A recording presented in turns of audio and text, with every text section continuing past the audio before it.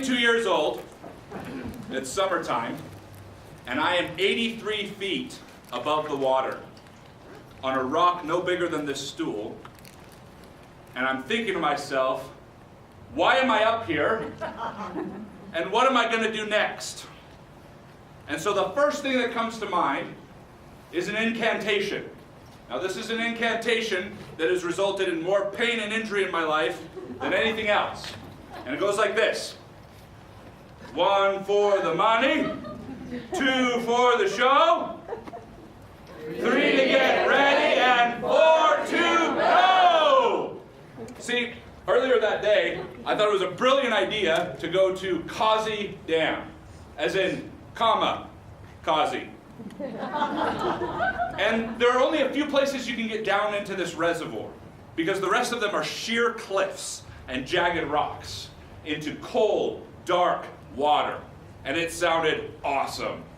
So at 22 years old, newly married, my wife there, and not realizing what I was about to get into, we're getting there on some amateur cliff jumps, 20, 30 feet. And someone says, have you considered trying skull crack? That sounds cool. What's skull crack? Watch this. And they walk up, and they climb up, and they shimmy up these rocks, and they get to a point that's over 80 feet above the water. Now look at the ceiling. Imagine just over 2 of those. That's where we were jumping from. Now they don't call it skull crack because it's a nice clean jump. You'd think it would be the fall that would be really scary, which is a big part of it. But the reason they call it skull crack is because you have to clear a 45-degree angle of rock before you can drop the rest of the way. It's about 8 feet down before you get over these bushes, and you've got this rock like this that you're standing on, trying to get your momentum to jump, clear, and then fall. And there I am, sitting there going, why am I here? The biggest reason I was there is because my little sister already did it. Okay? The rest of it was because I love this stuff. I love the opportunity to do things that my mind is saying no, no, no, but I know my body can handle it. Things that are adrenaline rushes, that are crazy. Things like rock climbing and rappelling and skydiving and bungee jumping and doing your own laundry. It's just crazy where the body's just like, don't do it, don't do it. But you know that it's an opportunity to grow. So there I am. 1 for the money, 2 for the show, 3 to get ready, and 4 to go! Now, if you want to know how long it takes to fall that far, the second time I did it, I got to the top and I jumped and I sang, John Jacob Jingleheimer Splash. That may not seem like a long time to you, but I promise you, in order to get all the way through that little phrase, you're falling for a long, long time, which is awesome until your hands and feet hit the water, because your natural inclination is to go, woo, and that gives a lot of surface area to then go, boo, and you're recovering with plenty of bruises and marks for quite some time. Now, I love this kind of stuff, adrenaline. I love pushing the limits of my own body. I'm a little bit more careful now with 3 daughters as to how I do that, but I have still never let go of the opportunity to push myself further than I thought I actually could. And so, it's my favorite form of personal development. And personal development is one of the biggest reasons we are here today. We want to develop ourselves. We want to push further than we think we can. Reach outside of our boundaries. Well, there's a big challenge going on. And it's one that we've just started to talk about. And that is that personal development has, for some reason, for many of us turned into facade management, rather than actually developing oneself. There is a plague in personal development today that I refer to simply as being too ready. Personal development is amazing. My favorite definition I've heard is to enhance the quality of one's life and to contribute to the realization of one's goals and dreams. Not the visualization, not the organization, not the planning and preparation, the realization of one's goals and dreams. And suddenly, it hit me. Too many people are sitting there having climbed and scaled these rocks of great books, great speakers, wonderful lessons, and they're up there going, 1 for the money, 2 for the show, 3 to get ready, 3 to get ready, 3 to get ready. I need a different book. 3 to get ready. Maybe this TED Talk will help. 3 to get ready. Okay, the next convention. 3 to get ready. It's New Year's. 3 to get ready.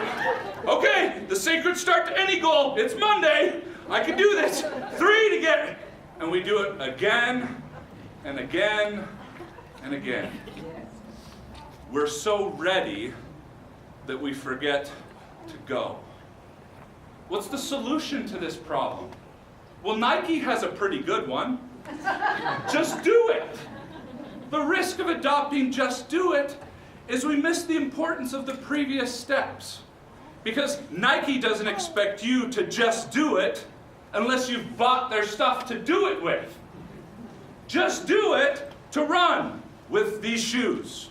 Just do it to work out with this apparel. They want you to be prepared.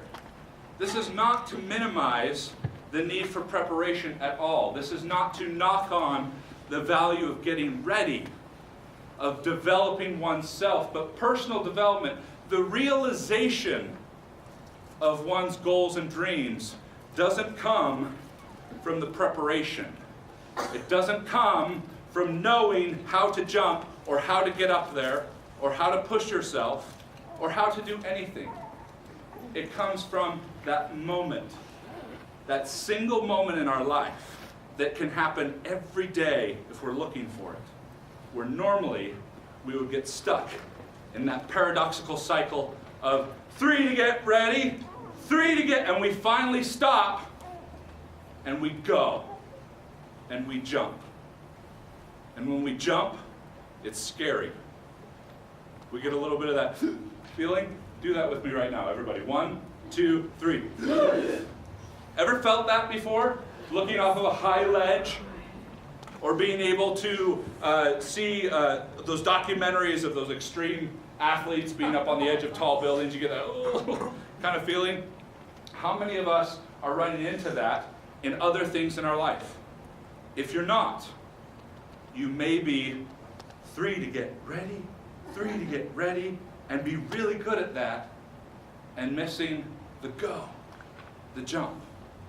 Now, I'm not here to just tell you about this so that you could go, yeah, he's right. I do spend a little bit too much time trying to get ready.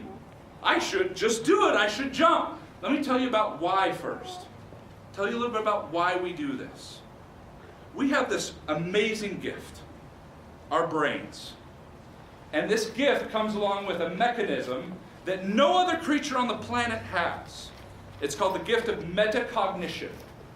That simply means that I can think about my own life and my own thoughts.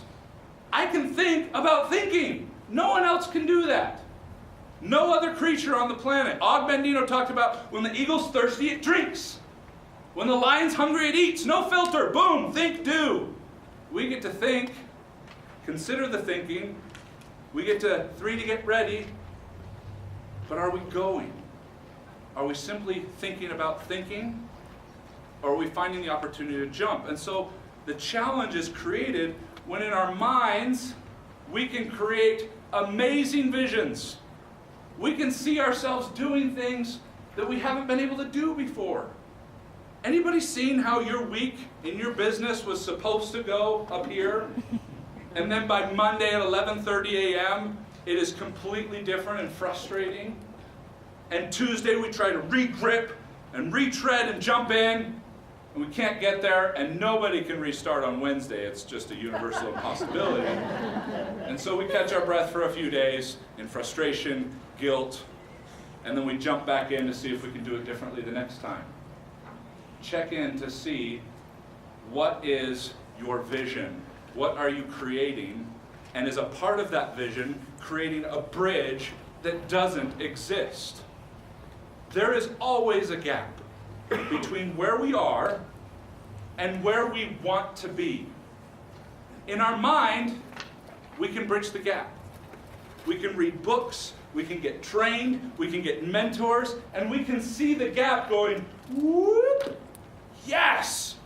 Monday, the gap is filled, I'm ready to run, now I'm ready to go. Then we get to Monday, the gap's there, and it's 3 to get ready for, oh, the gap's back. What do I do now? And we maybe we're even bold enough to kind of do this thing. But it's too far. We are required to jump. We are required to push our limits, to stretch and grow, because there are treasures, there are relationships, and there are gifts on this side that if we don't jump, we won't care for the way that they deserve, and we won't be prepared to embrace them the way that we can. So as you're considering your vision, as you're considering what you've heard today from these speakers, these messages, and you felt mentally that gap start to bridge, to get closer, please use that amazing gift of metacognition to not just create a bridge that doesn't exist, but to see the more important part, and that is the jump you're going to make later today, the jump you're going to make later this weekend, the jump you're certainly going to make on Monday, because now you know that you've been tricking yourself into believing that there is no 4 to go, because it's just going to happen. I'm fixed. I don't need to jump. And that's the plague that we right here can start a movement to destroy facade management that wants to believe that the bridge exists, and finally become jumpers. Finally be willing to put ourselves out there, to have daily moments and celebrate them. Sometimes the jump is not going to work so well.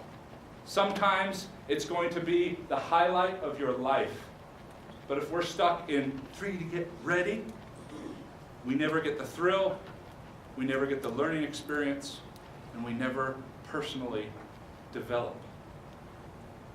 Find your vision that gives you courage and inspiration and a reason to jump, rather than continuing to fool yourself that the gap is bridged and it's no longer needed, only to look for the next speaker, the next book, the next event, to try and gap it again long enough that you can get across. If we make a commitment to ourselves, to those we care about, and we finally embrace everything that there is to developing us, we'll jump, and we will reap the rewards of where we land. Thank you.